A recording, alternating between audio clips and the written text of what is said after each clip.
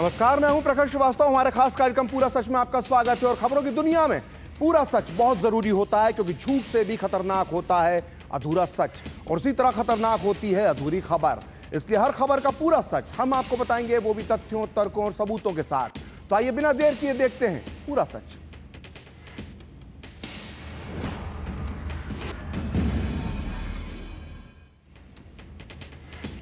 ये जब्र भी देखा है तारीख की नजरों ने, लम्हों ने खता की थी, सदियों ने सजा पाई। ये शेर इतिहास की एक ऐसी ही तारीख 19 सितंबर 1960 पर पूरी तरह से फिट बैठता है। 65 साल पुरानी ये वो तारीख थी जब लम्हों ने खता की थी और सदियों ने सजा पाई। दरअसल इस तारीख को भारत के तत्कालीन प्रधानमंत्री जवाहरलाल नेहरू और पाकिस्तान के तानाशाह जनरल अयूब खान के बीच सिंधु जल समझौते पर हस्ताक्षर हुए थे। पहलगांव के आतंकवादी हमले के बाद इस समझौते पर सबसे ज्यादा चर्चा हो रही है, क्योंकि भारत ने यह समझौता निलंबित कर दिया है। लेकिन आज पूरा सच में हम आपके सामने समझौते से जुड़ा वो खुलासा करने जा रहे हैं जिस पर पिछले 65 साल में कभी चर्चा तक नहीं हुई। तो आज पूरा सच में होगा 65 साल बाद सिंधु की डील पर एक बहुत बड़ा खुलासा। आज हम आपको बताएंगे कि 1960 में भारत के साथ कितना बड़ा धोखा हुआ था। नेहरू सरकार ने इस डील में ना केवल पाकिस्तान को पानी भी दिया, बल्कि 83 करोड़ रुपए भी दिए थे। आज हम आपको बताएंगे कि 1960 में सिंधु के पानी के साथ पाकिस्तान को 83 करोड़ रुपए क्यों दिए गए। आज उठेगा यह सवाल कि पानी भी गया, पैसा भी गया, और बदले में क्या मिला। बदले में मिला आतंकवाद। तो इस बड़े खुलासे को समझने के लिए देखते हैं पूरा सच पूरे विस्तार के साथ। तो आइए करते हैं पूरा सच में एक बहुत बड़ा खुलासा। तो आज से 65 साल पहले तत्कालीन प्रधानमंत्री नेहरू के नेतृत्व में भारत ने दरिया दिली दिखाकर न केवल पाकिस्तान को सिंधु नदी का 80% पानी दे दिया था, बल्कि अपना खजाना भी लुटा दिया था। जी हां, भारत ने 1960 के सिंधु जल समझौते के तहत पाकिस्तान को सिंधु नदी का पानी देने के साथ साथ 83 करोड़ रुपए भी दिए थे। और ये रुपए दिए गए थे पाकिस्तान के अंदर, जी हां, पाकिस्तान के अंदर सिंधु नदी पर नहरें बनाने के लिए। और आगे सुनिए, 83 करोड़ की यह रकम पाकिस्तान को रुपए में नहीं दी गई थी, बल्कि विदेशी मुद्रा पाउंड स्टर्लिंग में दी गई थी।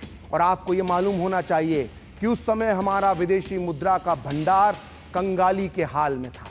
लेकिन इतना सब जानने के बाद भी अगर आपको लगता है कि 83 करोड़ रुपए कोई बहुत बड़ी रकम नहीं थी, तो आपको यह पता होना चाहिए कि 1960 के ये 83 करोड़ रुपए आज यानी 2025 में होते हैं 5500 करोड़, यानी 5500 करोड़ रुपए के बराबर। सोचिए, इतनी बड़ी रकम हमने पाकिस्तान को दे दी और बदले में हमें क्या मिला। हमें मिला 1971 का युद्ध, 80 के दशक में कश्मीर में आतंकवाद, 1999 में कारगिल, फिर उड़ी, फिर पठानकोट, और फिर पुलवामा, और आज पहलगांव। तो आइए एक एक करके सिंधु जल समझौते का पूरा सच जानते हैं, जो 1960 में भारत के तत्कालीन प्रधानमंत्री नेहरू ने पाकिस्तान के राष्ट्रपति और तानाशाह जनरल अयूब के साथ किया था। ये तस्वीरें उसी समझौते के दौरान ली गई थी, जो इस वक्त आप टीवी स्क्रीन पर देख रहे हैं। तो शुरुआत करते हैं 1947 से। देश का बंटवारा होने के बाद जब दोनों देशों के बीच पानी के बंटवारे की बात आई, तो मोहम्मद अली जिन्ना ने बड़े घमंड के साथ कहा था कि वो हिंदुओं के पानी से पाकिस्तान की धरती पर सिंचाई नहीं करेंगे। लेकिन इस हेकड़ी में पाकिस्तान 1948 में इस बात पर राजी हो गया कि भारत अपनी उन नदियों को रोक सकता है जो बहकर पाकिस्तान जाती है। लेकिन इसके बाद भी उस समय की नेहरू सरकार ने इस पानी को रोककर नहरें बनाकर भारत के लिए इस्तेमाल नहीं किया। इधर पाकिस्तान की हेकड़ी भी जल्दी ही निकल गई। उसे सिंधु नदी के पानी की जरूरत महसूस होने लगी। और इसी बीच एक अजीब व गरीब वाकया हुआ, या यूं कहें एक रहस्यमय वाकया हुआ। 1950 के दशक की शुरुआत में अमेरिका के एक नदी विशेषज्ञ डेविड लिलिएंथल अचानक भारत और पाकिस्तान आए। लिलिएंथल अमेरिका की टेनेसी वैली अथॉरिटी और अमेरिका के परमाणु ऊर्जा आयोग से जुड़े हुए थे। लिलिएंथल ने भारत के दौरे के बाद एक विदेशी पत्रिका में एक लेख लिखा, जिसमें उन्होंने भारत पाकिस्तान के बीच सिंधु नदी के जल बंटवारे की वकालत की। इस लेख को भारत के तत्कालीन प्रधानमंत्री नेहरू ने भी पढ़ा, और इतना ही नहीं, नेहरू ने लिलिएंथल से मुलाकात भी की। और तो और खुद नेहरू ने माना था कि लिलिएंथल ने सिंधु जल समझौते के लिए प्रेरित किया। और अब आगे सुनिए, भारत और पाकिस्तान के बीच इस द्विपक्षीय मामले में 1954 में वर्ल्ड बैंक ने भी एंट्री ले ली और वो दलाल यानी मिडिलमैन बन गया। और आखिरकार 1960 में नेहरू और अयूब खान के बीच सिंधु जल समझौता हो गया। खुलासे अभी और भी हैं। 1960 में सिंधु जल समझौते को लेकर आज 65 साल बाद पूरे देश में चर्चा और बहस हो रही है। लेकिन आपको ये पता होना चाहिए कि जब ये संधि हुई थी तो इस पर उस समय भी तीखी प्रतिक्रियाएं सामने आई थी। तत्कालीन प्रधानमंत्री नेहरू को इस एक तरफा संधि करने के लिए तीखी आलोचना का सामना करना पड़ा था। और इस संधि के बाद 30 नवंबर 1960 को विपक्ष की मांग पर लोकसभा में जबरदस्त बहस हुई थी। इस बहस के दौरान विपक्ष के नेताओं ने प्रधानमंत्री नेहरू से तीखे सवाल किए थे, और इन्हीं सवाल उठाने वालों में से एक थे भारतीय जनसंघ के युवा सांसद अटल बिहारी वाजपेयी, जो खुद बाद में जाकर इस देश के प्रधानमंत्री बने। अटल बिहारी वाजपेयी ने संसद में नेहरू पर यह आरोप लगाया था कि सिंधु जल समझौते पर जब भारत और पाकिस्तान के प्रतिनिधियों के बीच बातचीत चल रही थी तो भारत के जल विशेषज्ञ प्रतिनिधियों ने इस एक तरफा संधि का विरोध किया था। लेकिन पीएम नेहरू ने इसमें दखल दिया और भारतीय प्रतिनिधिमंडल को पाकिस्तान की मांगों के सामने झुकना पड़ा। अटल बिहारी वाजपेयी ने 30 नवंबर 1960 को संसद में जो आरोप लगाए थे वो प्रकाशित हुए हैं। लोकसभा सचिवालय द्वारा प्रकाशित लोकसभा डिबेट की सेकंड सीरीज के खंड 48 के पेज नंबर 3165 से लेकर 3240 के बीच इस बहस के दौरान अटल बिहारी वाजपेयी ने कहा था कि अंतर्राष्ट्रीय कानून के हिसाब से पाकिस्तान को इतना पानी देने की जिम्मेदारी हमारे ऊपर नहीं है। हम अगर चाहते तो पाकिस्तान को इससे कम शर्तों पर तैयार कर सकते थे, मगर पाकिस्तान के राष्ट्रपति अयूब खान ने कहा है कि यह संधि तो होती ही नहीं अगर भारत के प्रधानमंत्री नेहरू उसमें दखल नहीं देते। मैं ये जानता हूं कि ऐसा कौन सा गतिरोध था जो दोनों देशों के अफसरों के बीच में था, और हमारे प्रधानमंत्री नेहरू ने उसमें हस्तक्षेप किया और यह समझौता हो गया। अगर प्रधानमंत्री नेहरू दोनों देशों के बीच सद्भावना और मित्रता स्थापित करने की बात करते हैं तो मेरा निवेदन है कि मित्रता और सद्भावना स्थापित करने का यह तरीका नहीं है। अटल बिहारी वाजपेयी ने आगे कहा कि पाकिस्तान अगर कोई गलत मांग रखता है तो उसका विरोध होना चाहिए। अच्छे संबंधों का आधार न्याय और तर्क को मानने से होता है। सिंधु जल समझौता भारत के हित में नहीं है। पाकिस्तान को हमने अनुचित कीमत दी है और उसके बाद भी पाकिस्तान की मित्रता हमें मिलेगी, ये कोई भी विश्वास के साथ नहीं कह सकता। तो 1965 मतलब 65 साल पहले अटल बिहारी वाजपेयी ने लोकसभा में जो कहा था वो हमेशा सच साबित हुआ। पाकिस्तान को अपने हिस्से का पानी लुटाने के बाद भी भारत को पाकिस्तान की दोस्ती तो दूर, सिर्फ और सिर्फ खूनी धोखा मिला है। खैर, वापस चलते हैं 30 नवंबर 1960 के दिन। लोकसभा में विपक्ष के नेताओं ने पीएम नेहरू को इस बात पर भी घेरा कि आखिर जब हमने सिंधु नदी का 80% जल पाकिस्तान को दे दिया था तो फिर 83 करोड़ रुपए देने की क्या जरूरत थी, वो भी विदेशी मुद्रा पाउंड स्टर्लिंग में, जबकि भारत का विदेशी भंडार, जो विदेशी मुद्रा का भंडार था, वो उस समय खाली है। इस सवाल पर हमारे स्वप्नदृष्टा और विश्व शांति के पैरोकार प्रधानमंत्री नेहरू की दलील थी कि हमने ये 83 करोड़ रुपए देकर शांति खरीदी है। नेहरू ने उस दिन लोकसभा में कहा था कि ये आपके निर्णय आपके हिसाब से सही या गलत हो सकता है, आप इसका हिसाब लगा सकते हैं, लेकिन मैंने भी इसका हिसाब लगाया है और इसे समझने की कोशिश की है। मेरे सहकर्मियों ने पाकिस्तान से कई बार बात की और हमें लगा कि इन परिस्थितियों में यह 83 करोड़ रुपए देना एक सही भुगतान है। यह समझौता हमने खरीदा है। अगर आप चाहें तो ये कह सकते हैं कि हमने शांति खरीदी है और यह दोनों देशों के लिए अच्छा है।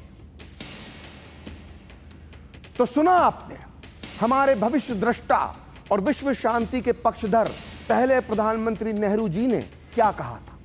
उन्होंने कहा था कि सिंधु जल समझौता करके हमने पाकिस्तान से शांति खरीदी।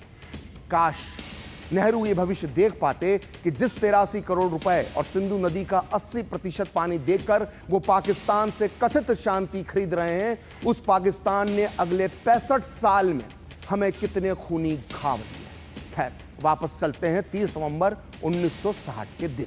इस दिन लोकसभा में विपक्ष के सांसद और समाजवादी नेता अशोक मेहता की दूरदृष्टि ने सारा भविष्य देख लिया था। उन्हें पता था कि आगे क्या होगा। यहां अशोक मेहता का बयान सुनना बहुत जरूरी हो जाता है।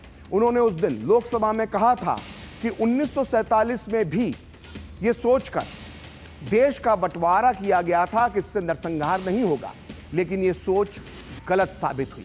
सरकार एक बार गलती कर सकती है, लेकिन कोई भी सरकार 2 बार गलती नहीं कर सकती। समाजवादी नेता अशोक मेहता ने आगे कहा कि हम पाकिस्तान को रियायतें दे रहे हैं, लेकिन क्या हम ये भरोसा कर सकते हैं कि इन रियायतों से उचित परिणाम मिलेंगे? इसलिए देश बहुत अधिक उत्तेजित है। तो उस दिन संसद में विपक्ष नेहरू से सवाल पूछता रहा, लेकिन नेहरू एक 3, 4, 5 पन्नों का छोटा सा जवाब देकर संसद से बाहर निकल गए। उनका यह कहना था कि नेपाल के राजकुमार भारत आए हुए हैं और उन्हें उनसे मिलने जाना है। यह बहुत जरूरी काम नेहरू को लगा, इसलिए उन्होंने इस बहस को छोड़ दिया। लेकिन इस दौरान नेहरू सरकार की तरफ से संसद में भारत पाकिस्तान दोस्ती की खूब तकरीरें पड़ी। यहां तक कि यह भी कहा गया कि अगर यह समझौता नहीं होता तो बेबस, गरीब और लाचार लोग प्यासे मर जाते। यही बात कहने वालों में सबसे आगे थे नेहरू सरकार के जल संसाधन मंत्री हाफिज मोहम्मद इब्राहिम। ये वही हाफिज मोहम्मद इब्राहिम थे जिन्होंने पाकिस्तान के साथ पूरी बातचीत की थी और काफ़ी मेहनत के बाद सिंधु जल समझौते का खाका यानी ब्लूप्रिंट तैयार किया था। 30 नवंबर 1960 को नेहरू सरकार के जल संसाधन मंत्री हाफिज मोहम्मद इब्राहिम ने क्या कहा था, आप भी ध्यान से सुनिए। हाफिज साहब कहते हैं उस दिन कि यह समझौता ना करना हमारी तरफ से बहुत क्रूर होता। जब भारत का बंटवारा हुआ तब तक उस इलाके में रहने वाले लोगों को सिंचाई की सुविधाएं मिल रही थी, लेकिन भारत के बंटवारे में उनकी कोई गलती नहीं थी। फिर कोई गलती ना होने पर भी उन्हें इस सुविधा से क्यों वंचित किया जाना चाहिए? तो जब 1960 में सिंधु जल समझौता हुआ तब मीडिया में नेहरू सरकार की कड़ी आलोचना हुई थी। द हिंदू अखबार ने लिखा था कि नई दिल्ली को याद होगा कि पिछले 10 सालों में बातचीत के दौरान भारत किस तरह कदम दर कदम रियायतें देता रहा। हिंदू आगे लिखता है कि लेकिन विभाजन के समय से ही भारत के साथ दुर्भाग्य रहा है और अब सिंधु नदी का बड़ा हिस्सा पाकिस्तान को मिल गया। वहीं एक और अखबार, बड़े मशहूर अखबार टाइम्स ऑफ इंडिया ने अपने संपादकीय में उस समय लिखा था कि विवाद के लगभग हर बड़े बिंदु पर भारत ने अपने हितों की कीमत पर पाकिस्तान की इच्छाओं के सामने घुटने टेक दिए हैं। ये टाइम्स ऑफ इंडिया का संपादकीय था।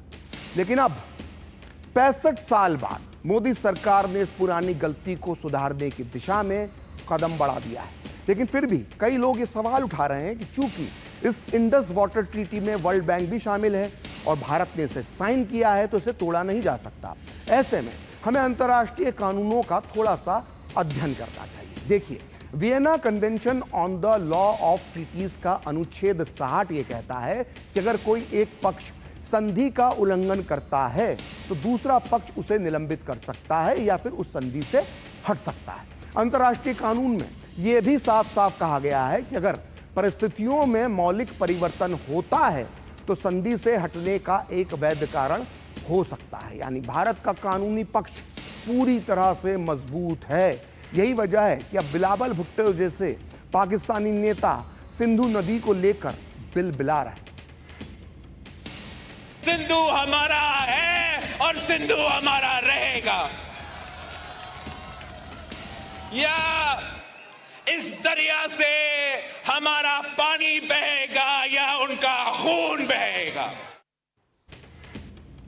तो बिलावल भुट्टो का यह बयान बता रहा है कि भारत के सिंधु जल समझौते पर रोक लगा देने के बाद पाकिस्तान किस तरह से बिलबिला रहा है। दरअसल पहलगांव में 22 अप्रैल को हुए आतंकी हमले के बाद देश भर में आक्रोश का माहौल है, और क्योंकि यहां आतंकियों ने हिंदू पर्यटकों को चुन चुन कर मारा है, और लोगों का कहना है कि पाकिस्तान को एक ऐसा सबक सिखाया जाना चाहिए कि वो ताउम्र याद रखेगा। प्रधानमंत्री नरेंद्र मोदी भी कह चुके हैं कि हमले की साजिश रचने वालों को उनकी कल्पना से भी बड़ी सजा मिलेगी, और अब आतंकियों की बची खुची जमीन को भी मिट्टी में मिलाने का समय आ गया है। सर्वदलीय बैठक में विपक्ष ने भी भरोसा दिलाया था कि आतंकियों और आतंकवाद के पनाहगारों को जड़ से मिटाने के लिए वो सरकार के हर फैसले का समर्थन करेगी, लेकिन कांग्रेस का ये वादा और भरोसा फिलहाल टूटता हुआ नजर आ रहा है।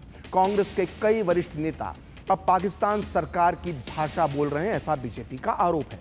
इसी वजह से पाकिस्तान के नेता जहां उन कांग्रेसी नेताओं के बयान को रिट्वीट कर रहे हैं, वहीं पाकिस्तानी मीडिया भी कांग्रेसी नेताओं के बयानों को अपनी हेडलाइन बनाकर पेश कर रहे हैं। अपने बयानों से पाकिस्तान का पक्ष लेने वाले कांग्रेसी नेताओं की सूची लंबी होती जा रही है, ऐसा आरोप बीजेपी का है।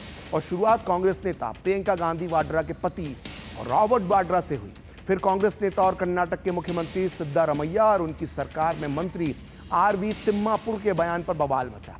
हिमाचल प्रदेश में कांग्रेस की सुक्खू सरकार में मंत्री चंद्र कुमार और वरिष्ठ कांग्रेस नेता वीके हरिप्रसाद, मणिशंकर अय्यर और पूर्व केंद्रीय मंत्री सैफुद्दीन सोज ने भी अपने बयानों में ऐसी बातें कहीं जो एक तरह से पाकिस्तान का पक्ष जिसमें मजबूत होता दिखाई दे रहा है। अब महाराष्ट्र से कांग्रेस विधायक विजय वडेट्टीवार ने कुछ ऐसा ही शर्मनाक बयान दिया है। सभी को मालूम है कि पहलगाम हमले के बाद देश गुस्से में है और आतंकियों के खिलाफ कठोर कार्रवाई की मांग की जा रही है, लेकिन कांग्रेस के नेता अपनी जिम्मेदारी निभाने के बजाय ऐसे शर्मनाक बयान दे रहे हैं। और हद तो यह है कि कांग्रेस पार्टी ऐसे नेताओं के खिलाफ कार्रवाई करने की बजाय इन बयानों को उन नेताओं का निजी बयान बताकर किनारा कर रही है। हम आपको बताएंगे एक एक करके कांग्रेस नेताओं के इन बयानों के बारे में, इन शर्मनाक बयानों के बारे में, उनके पीछे का पूरा सच बताएंगे, और ये भी बताएंगे कि बीजेपी ने कैसे दिखाया कांग्रेस को आईना।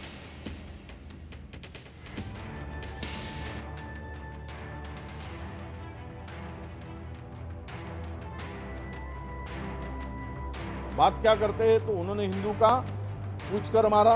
अरे कोई टेररिस्ट को पूछने तक समय होता है क्या? उनके कान में जाके नजदीक जाके पूछेगा। Muslims are feeling weakened. The minorities are feeling weakened. I know. But the fact is that partition happened. And till today, we are living with the consequences of that partition.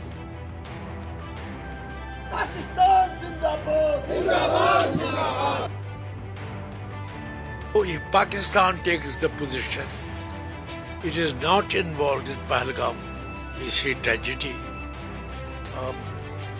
My feeling is that let us accept Pakistan's word. बात सही है, कुछ यहाँ वहाँ कुछ कांग्रेस नेता बोल रहे हैं, ये उनकी निजी राय है, ये कांग्रेस पार्टी की राय नहीं है।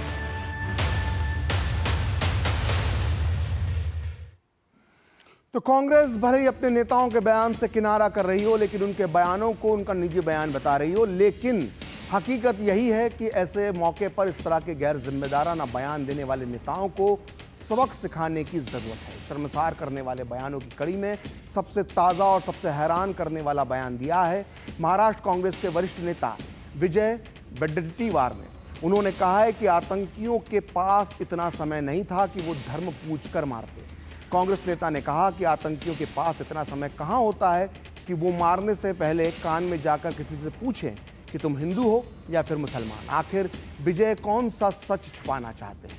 वो यह बयान देकर किसकी मदद कर रहे हैं? ये सवाल तो उन्हें खुद से पूछना चाहिए, लेकिन आप सभी को मालूम है कि पहलगाम हमले के पीड़ितों के परिजनों ने बताया था कि वो कैसा खौफनाक मंजर था और आतंकवादियों की ओर से गोलियां बरसाई जा रही थी। और इस घटना में मारे गए लोगों के परिजनों ने हमले का पूरा सच बताते हुए ये भी कहा था कि आतंकवादियों ने धर्म के आधार पर इस नरसंहार को अंजाम दिया।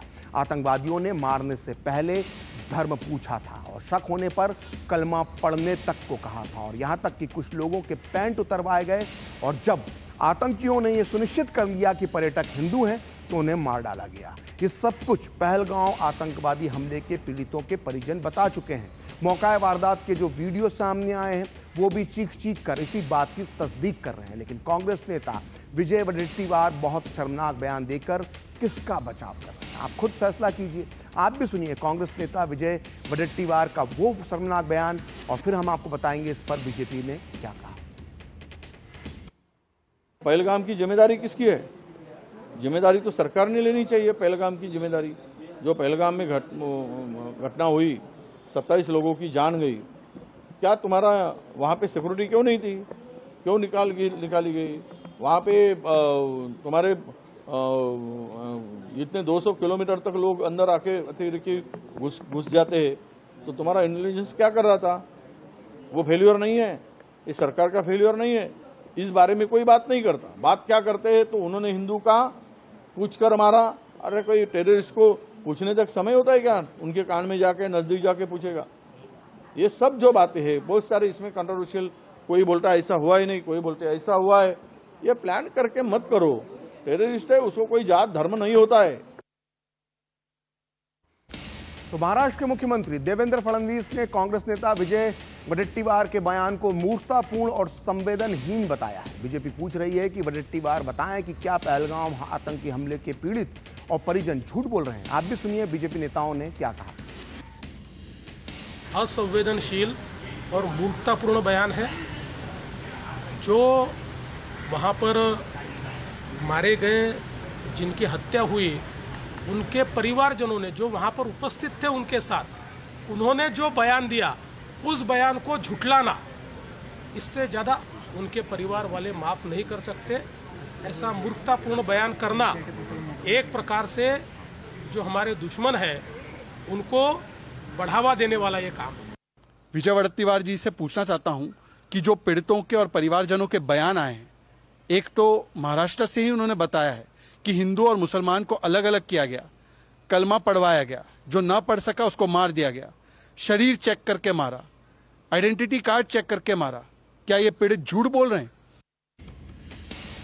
तो पूरा सच में वक्त है ब्रेक का और ब्रेक के बाद बताएंगे रॉबर्ट वाड्रा से सिद्धारमैया और सैफुद्दीन सोज तक पहलगांव आतंकी हमले पर कांग्रेस नेताओं के बिगड़े बोल।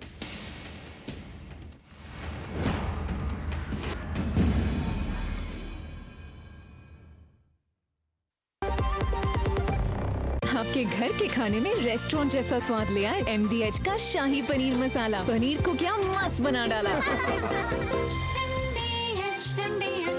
जब धरती चीर कर निकलता है लोहे का पत्थर और मिलता है मोंगिया के जोश से, फिर तपता है, पिघलता है और बनता है फौलाद।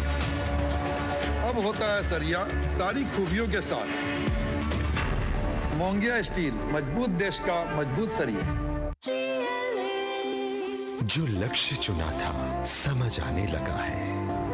GLA यूनिवर्सिटी, उच्च लक्ष्य की निश्चित प्राप्ति। क्या हो गया भाई? भैया आपसे सीखकर म्यूचुअल फंड्स में SIP शुरू की थी, लेकिन कभी कभी अपडेट्स देखकर मेरा मन भटकने लगता है। सुन, ये लिफ्ट जब ऊपर नीचे जाती है तो तू निकल जाता है।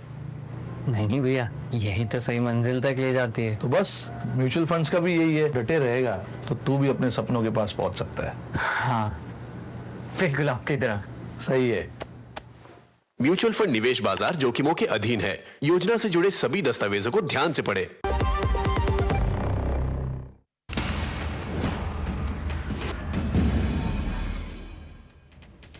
तो ब्रेक के बाद पूरा सच में आपका फिर से स्वागत है। और पाकिस्तानी मीडिया में वाहवाही पाने वाले कांग्रेसी नेताओं में कर्नाटक के आबकारी मंत्री RB तिम्मापुर भी शामिल हो गए हैं। RB तिम्मापुर ने यह जोर देकर कहा था कि उन्हें नहीं लगता कि आतंकियों ने लोगों पर गोली चलाने से पहले उनका धर्म पूछा होगा। उन्होंने कहा कि जो व्यक्ति गोली चला रहा है, क्या वह जाति और धर्म पूछेगा? वो तो बस गोली चलाकर चला जाएगा। वहीं कर्नाटक के मुख्यमंत्री सिद्धारमैया के बयान को भी पाकिस्तानी मीडिया और सोशल मीडिया में खूब शेयर किया जा रहा है। पहलगांव आतंकवादी हमले पर भारत की प्रतिक्रिया कितनी मजबूत होनी चाहिए, इस बारे में पूछे जाने पर सिद्धारमैया ने कहा कि पाकिस्तान के खिलाफ युद्ध छेड़ने की कोई ज़रूरत नहीं है और कड़े सुरक्षा उपाय तुरंत किए जाने चाहिए। हम युद्ध छेड़ने के पक्ष में नहीं हैं। हालांकि बाद में सिद्धारमैया ने अपने बयान पर सफाई दी और कहा कि उनके कहने का मतलब यह था कि युद्ध हमेशा अंतिम विकल्प होना चाहिए, लेकिन तब तक बहुत देर हो चुकी थी और सिद्धारमैया के बयान को पाकिस्तानी चैनलों और अखबारों ने लपक लिया और उसे भारत के भीतर से युद्ध के खिलाफ आवाज बताना शुरू कर दिया और उनके इस बयान के जरिए अपना नैरेटिव सेट करने की कोशिश की और पाकिस्तानी मीडिया दिन भर ये बयान सिद्धारमैया का दिखाता रहा। तो बीजेपी नेताओं ने सिद्धारमैया के बयान को पाकिस्तानी समाचार चैनलों पर दिखाए जाने की क्लिपिंग सोशल मीडिया पर शेयर की और कहा कि सिद्धारमैया पाकिस्तान की कठपुतली की तरह बयान दे रहे हैं, वह भी ऐसे समय में जब देश बहुत संवेदनशील स्थिति का सामना कर रहा है। आप भी सुनिए बीजेपी नेताओं ने सिद्धारमैया और आरबी तिम्मापुर के बयान पर क्या कहा। चीफ मिनिस्टर है ना, और पाकिस्तान इसको पूरा प्ले कर रहा है। जो कांग्रेस के नेतागण यहां बोलते हैं, कांग्रेस सरहद के पार पाकिस्तानी टेलीविजन चैनल और उनके जर्नल्स इसका उपयोग करते हैं। ये भारत का व्यू है। Is the chief minister of an important state of India. आपको मालूम है कर्नाटक में 2 पर्यटक शिवमोगा के मंजुनाथ राव और बेंगलोर के मथिकरी निवासी भारत भूषण दिवंगत हुए और दोनों की पत्नियों ने फोन कहा टीवी पर कि उनका धर्म पूछा गया। ये जो माननीय मंत्री जी हैं ये एक अलग सर्टिफिकेट दे रहे हैं। ये भी पाकिस्तान में खूब चल रहा है। सिद्धारमैया जी के बयान को देख लीजिए और वो कहते हैं कि युद्ध की आवश्यकता नहीं है, पाकिस्तान के ऊपर कोई हमला नहीं होना चाहिए। क्यों? आप पाकिस्तान और आतंकियों के समर्थक क्यों बने हुए हैं? क्यों बने हुए हैं आप आतंकियों के समर्थक? जिन आतंकियों ने हमारे निर्दोष भाई बहनों को मारा, आप उस पाकिस्तान के साथ खड़े हो गए हैं, उस पाकिस्तान के हमदर्द बन गए हैं, उसके पक्ष में बोल रहे हैं। धिक्कार है ऐसे सिद्धारमैया जी के ऊपर। It is a foolish statement by Chief Minister Siddaramaiah.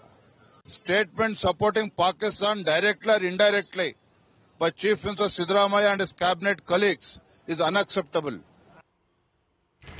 तो आज पूरा सच में इतना ही। कल फिर होगी आपसे मुलाकात अपने इस खास कार्यक्रम पूरा सच में किसी और सियासी मुद्दे की पड़ताल के साथ। तो मुझे और मेरी पूरी टीम को दीजिए अनुमति। नमस्कार।